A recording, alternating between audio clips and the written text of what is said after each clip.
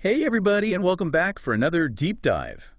You ready to jump into a story that's, well, it's more twisty than a detective novel? Oh, I love a good twist. Today, we're going after the Pinkerton National Detective Agency, Ooh, now that's a name that carries some weight. doesn't it?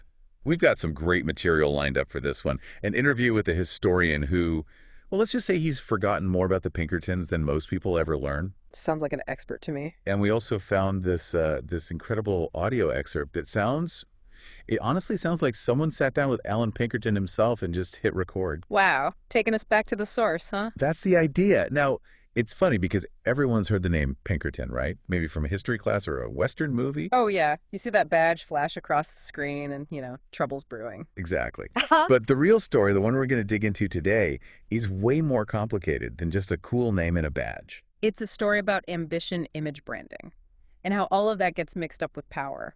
It's a story that's still relevant, even today. So buckle up. Let's rewind the clock back to the mid-1800s. Back when things were a little wilder. We meet Alan Pinkerton. He's a cooper in Chicago. Now, for folks who don't know what that is, a cooper makes barrels. Essential stuff back then, right? Absolutely. Especially when you think about what banking was like back then. No central bank. So you had all these little banks springing up, each one printing its own money. Can you imagine? Wildcat money, right? Talk about a recipe for chaos. It was a counterfeiter's dream, basically a free-for-all. So how does our barrel-making friend Pinkerton get mixed up in all this? How does he become a detective? Well, according to Pinkerton himself, Yeah. and this is important, it's his story, his narrative. He just happened to stumble upon a counterfeiting ring while he was out gathering materials for his cooperage. A lucky break. That's how he tells it. Now, historians debate how much of that is true, but it tells us something really important about Pinkerton. Even then, he knew how to tell a good story. He was already working on his image. He was a master of spin. Before anyone even knew what spin was, he was tenacious, detail-oriented. The guy kept these incredibly organized files on everything.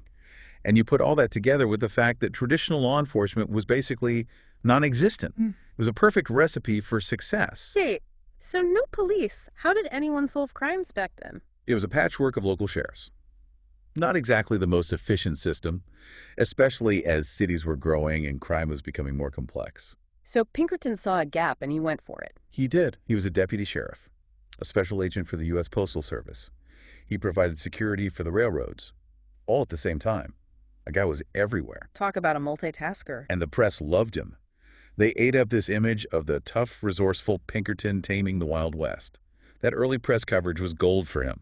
It built his reputation and it helped him build his brand. Which brings us to the founding of the Pinkerton National Detective Agency. This wasn't just about catching bad guys. He wanted to change how people saw the whole profession. He wanted to elevate it. Exactly. These weren't your rough and tumble street detectives. Pinkerton wanted them to be gentlemen, morally upright, a different breed. They had that logo too, right? The eye with "We Never Sleep" underneath. Still iconic, even today. So it wasn't just a logo, it was a whole philosophy. Oh, absolutely. There was a strict code of conduct for Pinkerton agents. Education, self-control, no getting involved in any scandals. It was all about projecting this air of trustworthiness. Appealing to a certain clientele. He was targeting the middle class, people who were worried about crime and disorder. He was selling them peace of mind. Brilliant. But we do have those accounts from former agents, like Charlie Siringo, who suggest that maybe things weren't always as clean as Pinkerton made them seem. Right, there's that tension between the image and the reality. And that makes the story so interesting. But one thing that was undeniably forward-thinking was his decision to hire female detectives. I mean, come on, this is the 1800s we're talking about. Right, but Pinkerton saw the value. They could go places and do things that men couldn't. They were masters of disguise and information gathering. Kate Warren was one of his early female detectives. She was instrumental in foiling a plot to assassinate President Lincoln. Exactly. Pinkerton wasn't afraid to challenge conventions, especially when it gave him an edge. And speaking of edges, we can't forget Pinkerton's skill with the press. He was a master at manipulating public opinion. Oh, he knew how to work the media. In the beginning, he used newspapers to build his name and attract clients. But as other detective agencies started popping up, he had to get creative. So what did he do? He started writing and publishing his own detective novels, based on his cases, of course. But with a healthy dose of embellishment, it was all about shaping his own narrative, promoting the Pinkerton brand, and maybe taking a few digs at his rivals. He was doing PR before PR even existed. He understood that controlling the story was just as important as solving the crime. And it worked. He became the most famous detective in America. But all that carefully crafted image was about to be challenged by one of the most notorious outlaws in American history. Jesse James. This wasn't just a lawman versus outlaw story. This was a clash of personalities, a battle for public opinion. And as we'll see in part 2, Jesse James knew how to play the media game too. This is where things get really interesting. That's right. We'll be back with part 2 of our deep dive into the Pinkertons right after this break. So don't go anywhere. All right, we're back. And last we left off, Alan Pinkerton, master of spin, was about to square off against another media-savvy figure, Jesse James. This was more than your typical cops and robbers tale, though. This was about personalities, a battle for public image. Image was everything to these guys. It's how they built their careers. Absolutely. Yeah. And Jesse James, well, he had a secret weapon of his own. Besides a quick draw and a fast horse? Ah, yes. Besides that, he had a journalist named John Newman Edwards in his corner. And this Edwards, he knew how to spin a story too, huh? He's a master. He painted Jesse James as a Confederate hero, a Robin Hood figure fighting against corrupt banks and institutions. So the banks that were Pinkerton's clients. Oh, the irony. The very people Pinkerton was protecting were being painted as the villains. And Pinkerton himself. Well, he was the bad guy in this narrative. Yeah. The heavy-handed lawman trying to crush a folk hero. That had to sting for Pinkerton. This guy built his whole career on being the good guy, the one who brought order to the chaos. And here comes Jesse James, turning the whole narrative on its head. Not only that, but James was proving to be a slippery target. Traditional Pinkerton tactics weren't working. Some agents were even killed. And to add insult to injury, James started taunting Pinkerton through open letters published in newspapers. I bet that drove Pinkerton crazy. Can you imagine? This meticulous planner, this image-obsessed detective being outmaneuvered in the press by an outlaw. Oh, it must have been infuriating. Yeah. And then came that disastrous raid on the James family home in 1875. Oh, yeah. That's the one where they accidentally hurt Jesse's mother. Right, exactly. They were acting on bad intel and ended up injuring an innocent woman. It was a public relations nightmare. Talk about a setback. Public sympathy swung towards the James family, and Pinkerton looked reckless and cruel. It definitely tarnished his image. And I think this is around the time when the Pinkerton sons started to take a more active role in the business. So they saw which way the wind was blowing. Well, the Gilded Age was in full swing. Rapid industrial growth, massive wealth inequality, and a surge in labor unrest. Workers were starting to organize, demanding better pay, safer working conditions. And the robber barons. They were terrified. Of losing their power and their profits. Exactly. They saw unions as a direct threat. And guess who saw an opportunity? The Pinkertons. They went from chasing outlaws to becoming the hired muscle of corporations, cracking down on striking workers. Strike breaking became big business for them, huh? Very lucrative. They used a two-pronged approach. First, they'd send undercover operatives to infiltrate unions. So basically spies. Exactly. Gathering intelligence, identifying leaders, disrupting organizing efforts from within. And the second prong. That was a bit more direct. Armed guards deployed to break up strikes, intimidate workers, protect strikebreakers. So much for that gentlemanly image, huh? The Pinkertons became synonymous with violence, especially during the railroad strikes of the late 1800s. It was a dark chapter for the agency. There were incidents of bloodshed, strikers killed, Pinkerton agents killed. It was a public relations disaster. But the money was too good to pass up. The demand was there. Industrialists were willing to pay a premium for protection, no matter the cost. So they were essentially helping to suppress dissent, protecting the interests of the wealthy elite. They were maintaining the status quo, even if it meant resorting to violence. And this all came to a head during the Homestead Strike of 1892. Homestead?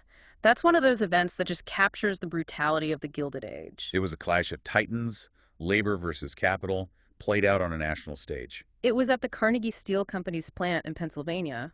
Right. Workers protesting wage cuts and unsafe conditions. And Henry Clay Frick, Carnegie's partner, he was determined to break the union. He hired hundreds of Pinkerton agents to secure the plant and bring in replacement workers. So the Pinkertons showed up, armed to the teeth, ready for a fight. They arrived by barge on the Monongahela River, a deliberate show of force intended to intimidate the strikers. But it backfired, didn't it? The workers fought back. A fierce battle ensued, leaving several dead and dozens wounded on both sides. The images from Homestead were shocking. Newspapers across the country condemned the Pinkertons' actions. They went from heroes to villains overnight, thugs, mercenaries, willing to kill for corporate profits. And it wasn't just the press that turned against them. Congress launched investigations into the Pinkertons' role in the violence. They wanted to know who was calling the shots and who was ultimately responsible. And in 1893, the Anti-Pinkerton Act was passed, which limited the federal government's ability to hire private security firms like the Pinkertons. A major blow to their influence. A sign that the tide was turning against them. So what happened to the Pinkertons after Homestead? Did they just fade away? When we left off, the Pinkertons were kind of in a tough spot after Homestead public opinion had turned against them. Their reputation was, well, let's just say it wasn't good, and their influence had taken a hit. It was a major setback. Yeah. You think that might be the end for an organization like that? You'd think so. Right. Right. But these guys, they were survivors. They were always adapting. Always looking for the next angle, the next opportunity. So what did they do? How did they bounce back from something like Homestead? They went back to their roots, a little bit, back to detective work, espionage security services, things they could do more quietly, under the radar. Away from the spotlight. Exactly. And they started working for a wider range of clients, not just those big industrialists. They provided security for racetracks, investigated insurance fraud, even got into recovering stolen art. Still working for the wealthy, though. Right. Just in a different way. Yeah, you could say that. But they didn't completely abandon those corporate clients. They still worked for companies like General Motors, but their methods changed. They focused more on intelligence gathering and surveillance, less on brute force. So less about breaking heads and more about gathering information. Right. It was a smarter approach. Less risky, and honestly, probably more effective in the long run. It's interesting how they managed to evolve alongside American business and industry. They had to adapt or die. Yeah. And they chose to adapt. And this brings us to another interesting development, the rise of the FBI. Ah, the G-men, the feds. How did the Pinkertons play into that? Well, the creation of the FBI in the early 1900s was in many ways a direct response to the problems that had been caused by private agencies like the Pinkertons. The government decided it was time to take control. Exactly. The progressive era was all about bringing things under government control, and law enforcement was a big part of that. So did the Pinkertons just fade away once the FBI was on the scene? Not at all. They were too resourceful to just disappear. They found new niches to fill in the world of security and investigation. They were involved in protecting celebrities, investigating corporate espionage, you name it. Always finding a way to stay relevant. And then there's that fascinating little twist in the Pinkerton story. What's that? In 1999, the agency was acquired by a Swedish security company called Securitas. Wow. From a small detective agency in Chicago to a global security giant. It's quite a journey, isn't it? It really is. But even with all that change, one thing stayed consistent. The Pinkertons were always very careful about their image. You're talking about the lawsuit they filed against the makers of that video game Red Dead Redemption 2, right? Exactly. That game portrays Pinkerton agents as the bad guys, the villains, and the Pinkertons were not happy about it. They sued for trademark infringement. Even though the game was set in the late 1800s, when the Pinkertons were, well, doing a lot of the things they were being criticized for in the game. It's almost like they wanted to rewrite history, or at least control how people saw their past. It's a reminder that image is everything, even for an organization with a history as complicated as the Pinkertons. They might have changed their methods over the years, but they never lost sight of the importance of controlling the narrative. So after spending all this time digging into the world of the Pinkertons, what's the takeaway? What have we learned? I think the biggest lesson is that power is a complicated thing, and it can be used for good or for evil. The Pinkertons started out with good intentions, but as they gained power and influence, those intentions got a little bit murky. They were both heroes and villains. Exactly. It all depended on who you asked. And when you asked them, their story is a reminder that history is never black and white. It's full of shades of gray. And that the stories we tell about ourselves and the stories that others tell about us, they all shape how we're perceived and how we're remembered. The Pinkertons might be gone, but their legacy is still with us. It makes us think about the role of private power in society, the ethics of security and surveillance, and the power of a well-crafted narrative. Well said. And on that note, I want to thank you all for joining us on this deep dive into the fascinating and sometimes troubling world of the Pinkerton National Detective Agency. We'll see you next time for another deep dive into the past.